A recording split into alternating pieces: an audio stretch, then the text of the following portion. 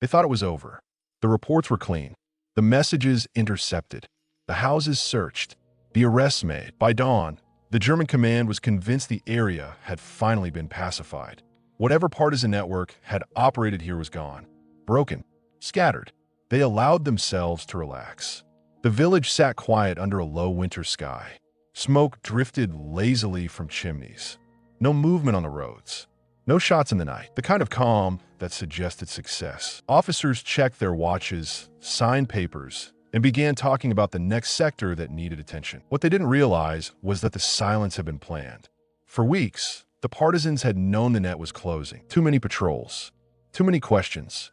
Too many civilians suddenly disappearing after short conversations with German intelligence. Someone was talking, or someone was listening more closely than before. Either way, the network was compromised. The mistake the Germans made was assuming that compromise meant collapse. In reality, it meant disappearance. The partisans didn't fight to hold ground. They didn't defend buildings. They didn't wait for heroic last stands. They did something far more dangerous to an occupying force. They vanished. Radio traffic stopped all at once. Not gradually, not with desperate final messages. Just silence. Couriers failed to arrive. Safe houses went dark. The same locations that had buzzed quietly with movement the week before were suddenly empty. To the Germans, it looked like victory. They searched again anyway, just to be sure. Doors were kicked in, cellars inspected, attics probed with rifle barrels. Papers were seized, names written down, maps copied and sent up the chain. Everything pointed to the same conclusion. The partisans were gone. What the Germans didn't see was what had happened the night before. In the forest beyond the village, small groups moved without speaking. No lanterns, no fires, no straight paths. Men and women who had lived under occupation for years knew how to disappear when it mattered. They left behind nothing that could be followed. No fresh tracks, no abandoned equipment. No signs of panic. Every move was deliberate. Caches were emptied, weapons broken down and carried separately, radios dismantled, key components scattered across different routes. Even the places that had once served as safe houses were stripped clean, left looking as though no one had ever been there. By the time German patrols entered the forest at first light, they were chasing ghosts. The officer in charge stood at the edge of the trees and studied the ground. He expected signs of flight, hastily covered tracks, dropped supplies, something to suggest fear. There was nothing. That bothered him more than resistance ever had. He ordered wider sweeps, longer patrols, more men. Dogs were brought in, handlers confident they would pick up a scent. The dogs moved eagerly at first, then slowed, then stopped altogether, confused. The trail didn't fade. It ended. The Germans reported this as a success anyway. The area was declared cleared, control reestablished. A line was drawn through the village on a map and marked as resolved. Units were reassigned. Attention shifted elsewhere. Behind them, the forest remained quiet, too quiet, because the partisans had not fled in panic. They had repositioned. They had left behind empty villages and silent radios, so the Germans would stop looking, so patrols would thin, so attention would drift, so supply lines would stretch just a little farther than they should. The Germans believed they had won because nothing was happening. That belief was exactly what the partisans needed. Somewhere beyond the cleared zone, a new radio crackled to life for the first time. Not transmitting yet, just listening, measuring, waiting for the moment when confidence turned into carelessness. The occupation had not ended. It had simply shifted phase. And while the Germans were busy congratulating themselves on a clean victory, the people they thought were gone were already preparing what came next. The first mistake came quietly. German patrols stopped moving at night. Not officially, not by order. It happened the way most dangerous changes happen in war. Through habit, through exhaustion, through the belief that the threat was already gone. Night patrols were shortened. Routes became predictable. Guards lingered longer at warm buildings instead of rotating on schedule. The forest no longer felt hostile. Supply convoys began moving with fewer escorts. Drivers cut corners, took familiar roads instead of the longer, safer routes. Officers stopped demanding full perimeter checks before halting for the night. Paperwork started to matter more than security. From the German perspective, this was efficiency returning. From the partisan perspective, it was an opening. They watched all of it from a distance, not from the village itself. That place was finished, burned into German attention. They watched from the edges, from tree lines, from hills that offered views without exposure. They memorized schedules again, just like before, but now the Germans were slower to change them. A truck passed the same crossroads every morning at the same time. A patrol always stopped at the same farmhouse to warm up. A sentry liked to smoke near the same fence after dusk. None of this mattered on its own. Together, it mattered a great deal. The partisans did not strike immediately. That was another lesson learned the hard way. Sudden attacks, after a victory, only made occupiers clamp down again. Instead, they waited until confidence hardened into routine. Then they acted. The first disruption didn't look like an attack at all. A supply truck failed to arrive at its destination. No explosión, no ambus. It simply vanished somewhere along a secondary road. The driver was later found wandering, shaken, insisting he had been redirected by German soldiers he did not recognize. The report was dismissed as confusion. A few days later, a railway switch was found jammed just enough to delay a transport. No damage, no sabotage marks, just enough of a problem to snarl schedules for hours. Officers argued about responsibility. Engineers were blamed. Nothing was learned. Then a courier disappeared. Not attacked, not killed, just gone. His documents were later found neatly stacked beside the road, weighted with a stone. A message without words. German intelligence began asking questions again, but now they were asking the wrong ones. They searched for cells where there were none. They interrogated people who had already been cut loose. They were chasing a network that no longer existed in the form they understood. What they failed to grasp was that the partisans had not simply hidden. They had dissolved and reformed. Small units that could operate independently. No central command to capture. No single radio to trace. Information passed by memory instead of paper. Orders delivered in person, then forgotten once acted upon. The Germans were still looking for a structure. There wasn't one anymore. The next mistake came faster. A patrol entered a stretch of forest that had been quiet for weeks. They relaxed, spread out, talked. One soldier strayed a little too far from the others, following a sound that didn't exist. He didn't come back. When the rest of the patrol searched, they found only his helmet, placed carefully on a tree stump. No blood, no signs of struggle, just absence. That changed the tone. Now, there was unease again. Not fear yet, but doubt. The kind that gnaws at confidence and makes men hesitate. Reports became less certain. Words like possibly and unclear appear more often. Officers demanded explanations that no one could give. Still, they believed the worst was over. They believed this was the last flicker of resistance dying out. They were wrong, because the partisans had never intended to hold ground. They had intended to wait, and now, the waiting was over. The realization didn't come all at once. It crept in slowly, disguised as inconvenience. German officers noticed that orders took longer to reach their destinations. That messages had to be repeated, that units arrived late to places where nothing seemed to be happening. The occupation still existed on paper, but the rhythm was wrong. Something was interfering. They tightened procedures again. Patrols were reinforced, schedules rewritten, checkpoints re-established on roads that had been left open for weeks. The forest was declared hostile once more. But now the response was always a step behind. Every time the Germans focused on one area, activity shifted somewhere else. A bridge was damaged miles away from the last search. A supply dump was emptied the night before an inspection. German units moved in circles, protecting locations that were no longer relevant.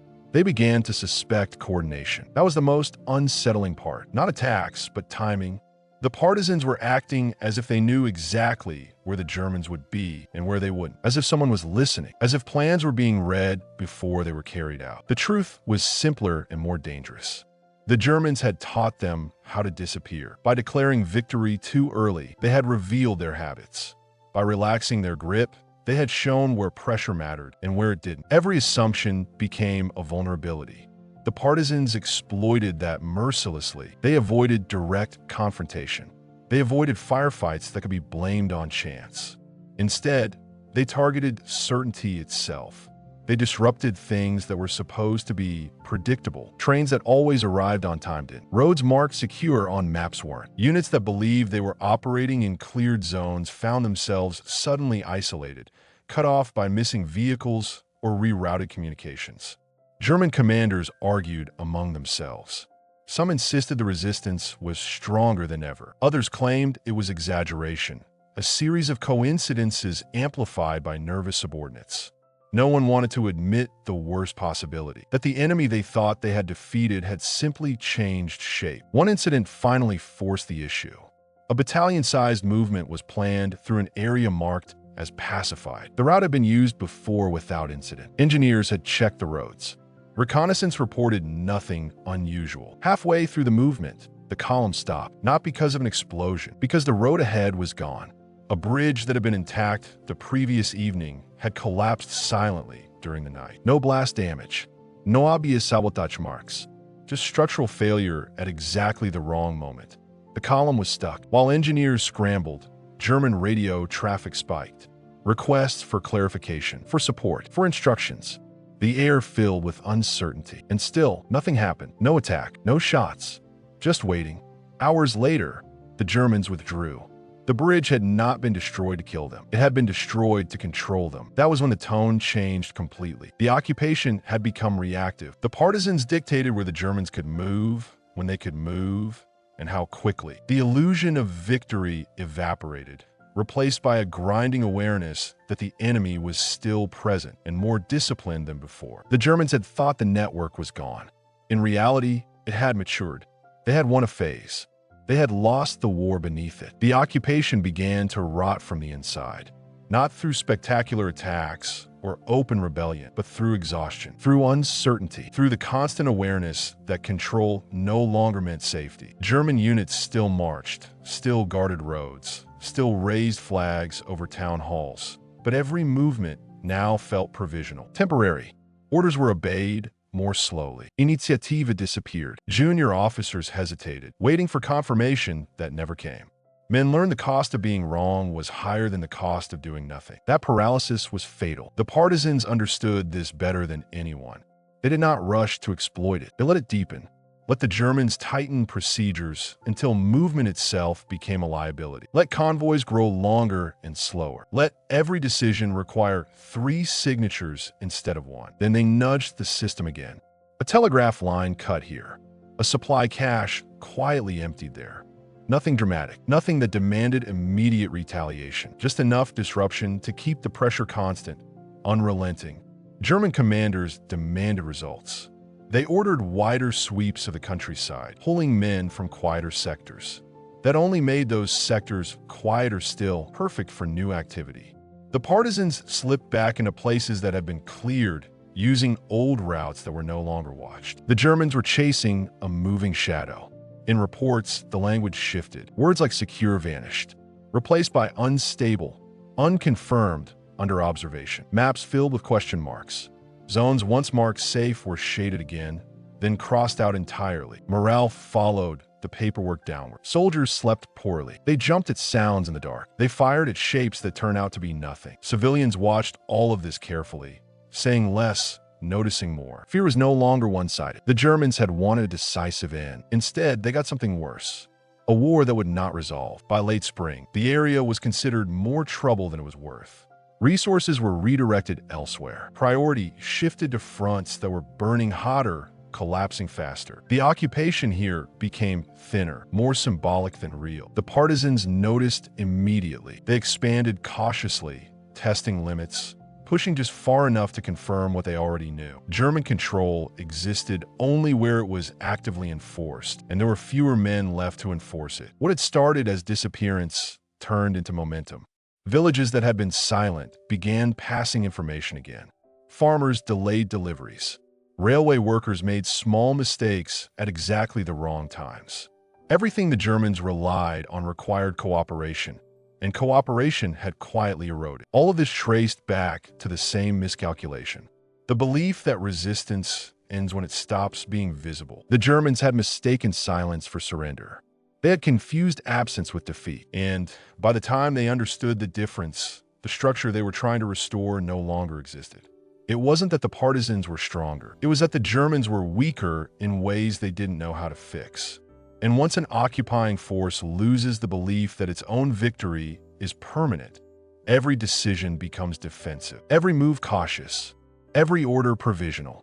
The war beneath the war had turned. In the end, there was no moment the Germans could point to and say, this is when we lost it. No single ambush, No decisive battle. No dramatic collapse. Just a gradual realization that control no longer meant command. They still wore uniforms, still issued orders, still occupied buildings and flew flags. But every action now required caution. Every movement assumed risk. Every quiet moment felt temporary. That was the true defeat. The partisans never announced their survival. They never claimed victory. They let the Germans discover it slowly, through frustration and failure, through empty villages and disrupted plans, through the growing gap between what was written in reports and what actually happened on the ground. The occupiers had believed resistance ended when it stopped being visible. They were wrong. It ended only when people stopped believing in it. The partisans understood something the Germans never fully grasped. Power depends on certainty. Once certainty fractures, even the strongest force begins to hesitate. And hesitation in occupied territory spreads faster than fear. By the time German units began withdrawing under pressure from advancing fronts elsewhere, the area they once claimed as pacified was no longer theirs in any meaningful way. They passed through it, not ruled it. They guarded roads they no longer trusted. They relied on civilians who no longer cooperated. The victory they thought they had won never existed. It had been a misunderstanding. The partisans had not been defeated. They had simply stepped out of sight long enough for their enemy to make the fatal mistake of believing the fight was over. That mistake cost the Germans time. It cost them confidence. And in a war built on momentum, those losses were irreversible. They thought they had won. The partisans were already gone. And by the time the Germans realized the difference, it was far too late to fix it.